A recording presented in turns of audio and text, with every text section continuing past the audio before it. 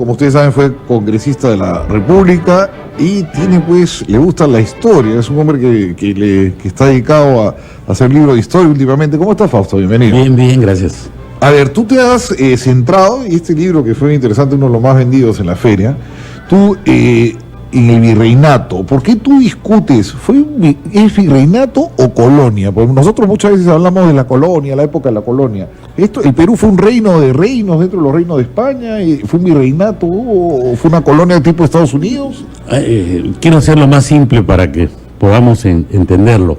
Cuando uno nombra una época o un periodo de la historia de un sujeto histórico, como es el caso del Perú, uno la designa por una categoría, es decir, podemos hablar de época incaica, época republicana, pero lo que ha venido pasando a partir del siglo XIX, inicialmente y muy fuerte en el siglo XX, es que les ha estado dando una categoría de naturaleza antropológica y sociológica, como es un proceso de colonización, porque la colonización del territorio andino ni empezó ni terminó con la llegada del hombre europeo. Principalmente aquí se encontraron estructuras políticas, sociales, económicas, culturales y religiosas que significaban una unidad política que era en ese tiempo de naturaleza patrimonial, como lo eran los reinos también en Europa. O sea, yo parto de una visión en que lo que percibimos actualmente de diferencias entre Europa y América al momento del encuentro no son las que realmente existieron. No, por ejemplo, acá tú precisas que el virreinato como tal ya existía en Cataluña, Cerdeña, Sicilia, Nápoles, Navarra, Aragón y Valencia. O sea, ellos ya tenían el sistema de virreinato allá. El sistema de virreinato es un sistema de alter ego, no es un sistema de gobernación. Es decir, es el rey mismo que está presente, sino por las distancias, cuando la sede imperial, llamémoslo así, de esa manera, o la sede básica de la monarquía está en un lugar, los demás lugares, la presencia del rey es a través de un virrey. Es decir, el Perú no era menos que Cataluña. No, ni menos que Navarra, ni menos que Castilla. O sea, era parte de España, era un reino dentro de los reinos de España. Así es. Interesante, pues nosotros siempre nos venden en el colegio la idea que era una colonia, que llegaron y que ellos nos explotaban y se llevaban las cosas para allá. No era así. No, además hay una cosa. No había subordinación. O sea, no había subordinación metrópoli-colonia. Mira, hay cosas que van a sorprender. Los reyes no eran españoles, ni hablaban castellano. No, los primeros eran alemanes, efectivamente. Cuando viene, igual en el caso de Felipe V, que es 46 años rey de España del siglo XVIII, porque las monarquías no tienen patria. Y son unidades políticas patrimoniales, por eso es que se suceden de manera hereditaria. Haga muy mal español, dicen. Cuando viene Pizarro, no viene en nombre de España ni de los españoles, viene en nombre de Carlos I de España o Carlos V de Alemania. Un contrato con él, la capitulación de Toledo. Así es. Un contrato privado. Entonces, no es en favor de la nación española ni de los españoles. Entonces, esa misma figura... Por eso le llaman empresa a ellos. No, sino que se constituye un reino porque así lo admite dentro de un conglomerado de reinos que forman una monarquía. Ya. Entonces, esta es una definición que así se tuvo durante mucho tiempo. Yo te puedo decir, por ejemplo, casos como ves en el libro, de un peruano que coloniza, si vamos a esos términos, coloniza toda la sierra entre Madrid y Sevilla, pasando por Jaén, por Córdoba. Y ese es un peruano, Pablo de Olavide. Entonces, el término de colonización es darle un mérito a quienes no les corresponde, porque la verdadera colonización empezó mucho antes, cuando se pudo tomar territorios yermos para poderlos poblar. Ahora, ¿qué papel juega ese virrey tan importante que fue Toledo al comienzo de la colonia? Que fue el gran estructurador, ¿no? ¿Cuántos años estuvo? Tuvo muchos años aquí Toledo. Sí. Y él estructura todo el país, ¿no es cierto? El virrey Toledo lo que hace es, en base a ordenanzas, generar lo que es en el mundo la llegada a que el hombre empieza a vivir en ciudades. Entonces, eso necesita una buena policía. O sea, nosotros el concepto mismo de policía lo estamos un poquito aterrando, porque el policía es el buen manejo y el buen comportamiento.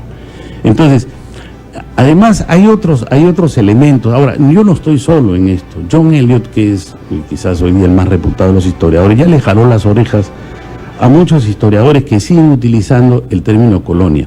¿Qué significa utilizar el término colonia? Significa homologar espacios y tiempos, porque los espacios que tuvo la monarquía inglesa con la llegada completa de familias es muy distinta a la llegada que se tiene en el Perú. Porque allá fueron colonias y acá no son colonias. Las famosas 13 colonias, claro, Maryland, Virginia. Porque no hay mestizaje.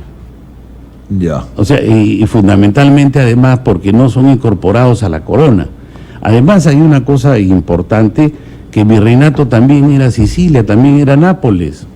Y se dan las mismas relaciones de poder. Y habían virreyes. Y las mismas relaciones de poder con las noblezas internas. Ahora, esto cambia en gran medida con los Borbones, ¿no es cierto? 1712, ¿no? 1700 llega Felipe V, claro, que es francés, nacido en porque Versalles. el último de los Habsburgo nace Carlos II el hechizado, que claro, nace como se casaban entre ellos, el pobre era un monstruo deformado.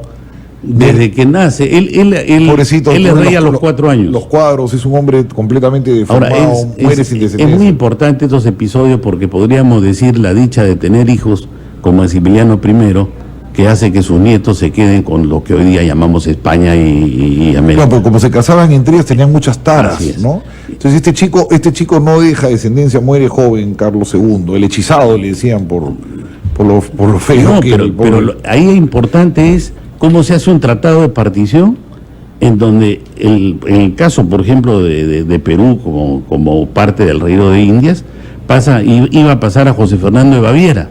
Ya. Pero lo que quiero hacer ver que son unidades políticas patrimoniales, donde le pertenecen a las personas y no a los nacidos en el lugar. Y cuando llega Felipe V, y que es el francés, el Borbón cambia la dinastía que era la alemana, los Habsburgo, por esta dinastía francesa en España. ¿Cómo cambia el ordenamiento de la colonia? ¿Se vuelve más centralista, se vuelve más francés, más militarizada? No, lo que pasa es, a mediados del siglo XVII hay un cambio en la visión monárquica que se da con Richelieu en Francia. Está Luis XIII y después va a venir Luis XIV. Y entonces hay una visión ya de conjunto, sobre todo una alianza de armas, es decir, ya no esté la defensa en manos de diversos señores que si vienen, vienen y si no, no. Los feudales, claro, la famosa fronda, ¿no? En lo que es lo que hoy día llamamos España, se da con el conde duque de Olivares. Pero Olivares no tiene una correlación en eso, que sí lo tiene Richelieu con Mazarino, y después inclusive vamos a tener el caso de Lubiois, que arma la parte de defensa y se va formando un modelo nuevo de explotación monárquica. Ese es el que es llevado a España en 1700 cuando llegan los Borbones. Entonces eso pasa por cambiar los sistemas de virreinato en todos los lugares por los sistemas de intendencias. Entonces ese cambio empieza en España primero. Llega un personaje como Jean Horry que comienza a ordenar esto porque se da una guerra de sucesión precisamente por la sucesión de Carlos II. Y gana Felipe, claro. Nos ha dado la hora, ya regresamos con Fausto Alvarado, estamos hablando sobre la colonia. Efectivamente se está doctorando acá en historia, me está enseñando, ya es magíster en historia, Fausto Alvarado, estamos conversando y me jaló las orejas porque antes de irnos dije vamos a seguir hablando de la colonia y me dice dale con decirle colonia. Según Fausto, colonia es una categoría que han utilizado los antropólogos neomarxistas y estructuralistas y han homologado en los procesos africanos y de otros países del mundo, asiáticos también, con América Latina, cuando lo que acá ocurrió no era en la América española, la colonizada por los españoles, no hubo una colonia tal cual, esto era parte de España, ¿no es cierto? Sí, uno lo puede notar muy fácil, ¿no? Aquí no hubo un desplazamiento de familias completas como se desarrolló. Aquí hubo un poder nativo que permaneció. Bueno, no te dejaban emigrar, te ponían límites. En España no era que te subías al barco y te venías a América, tenía un permiso especial. Y además era esta misma regla en todos los reinos. Les faltaba gente en España, entonces no decían que no querían despoblarse. No, además la actividad minera, porque era una actividad privada. solamente había una mina real que estaba en Huancavelica para efectos del control de la sodio. Pero la minería decae mucho ya a mediados del siglo XVII, 1600. Pero dejamos de mandar tantos metales a América, ¿no? Perdón, a España. Pero no es tampoco que se mandan, que viene el rey y se lleva. Había un comercio. No, claro. Es decir, lo que pasaba es que se pagaba un quinto real, como hoy día se paga un impuesto a la renta, porque la actividad minera era privada. Y entonces se pagaba un quinto real y con eso se pagaba la burocracia propia del virreinato, e inclusive ya lo que podía quedar iba a las arcas de una unidad política superior, que era la propia monarquía. Pero esa era la regla en todos. Ahora, nosotros Castilla, por decirte, Castilla, los vasallos castellanos pagaban mucho más de tributo de lo que teníamos acá. Entonces, es una forma de organización monárquica que impera en ese momento en el mundo occidental. ¿Para qué tan importantes éramos nosotros para ellos, después que decae el tema de las minas en el siglo XVII, en los 1600? Ya como que, yo por lo que leo, ya como que no somos muy importantes para España, ¿no? No, yo te voy a decir algo con un poco de tremendismo. No es América que se independiza de España, es España que se independiza de América. ¿Por qué? Porque no podían darse los principios liberales que se querían con la Constitución de Cádiz si se reconocía la igualdad de todos los ciudadanos. Entonces, igualdad tenía un castellano que estaba caminando por la Castellana como un andino, un muro en el lago Titicaca. Y entonces, ¿qué hubiera generado? Una división en los principios liberales podían hacerse. Además, compara la potencialidad que hubiera tenido América si tú sumas el México no de ahora, sino el México triplicado, sumas todo lo que es Centroamérica y sumas todo lo que es Sudamérica con excepción de Brasil, y tú lo ves en términos cuantitativos de ahora, la economía de uno y la economía de otro, ¿quién iba a quedar pendiente de quién? Entonces, la construcción misma de España como nación, era inviable con América, porque por un lado, económicamente era más fuerte, lo que tenía poblacionalmente más numerosa, y tenía que generar como república una representación en parlamento, en cortes, también proporcionar a su población, lo cual le daba un mayor peso político.